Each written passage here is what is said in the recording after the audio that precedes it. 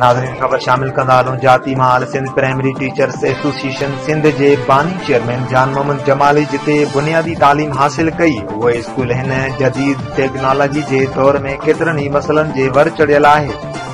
Building जी ज़बून हालत, ॿाड़ा झुपड़ी में तालीम हासिल करण ते मजबूर, अहिड़ियूं ॻाल्हियूं जाती तालुक़े जे ॻोठ सैयद करीम बिन शाह जे भाड यूनियन काउंसिल मड़ो बुला खान जे रहवासी सैयद मलूक शाह मीडिया अॻियां ताईंदे चयो आहे त असांजे ॻोठ में सैयद रबिनो नाले प्राइमरी स्कूल हलंदड़ आहे, जेको क़दीमी स्कूलनि में शुमार थिए थो।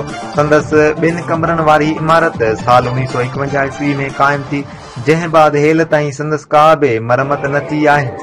हुन जो चवणो त स्कूल जी बिल्डिंग तमामु ख़तरनाक बणिजी वई आहे, जंहिं में हिन वक़्तु 80 शागिर्द ऐं शागिर्दाणियूं ज़ेरे तालीम आहिनि। जन लाइ ॻोठाणनि पंहिंजी मदद पाण तहत आरज़ी कचो कमरो ठाहियो आहे, जिते सख़्तु सियारे में नंढड़ा स्कूली ॿार तालीम हासिल कनि था। हुन वज़ीर आला सिंध सैयद मुराद अली शाह वज़ीर तालीम ऐं ॿियनि वसवारनि खां नोटिस वठण जो मुतालबो कयो आहे।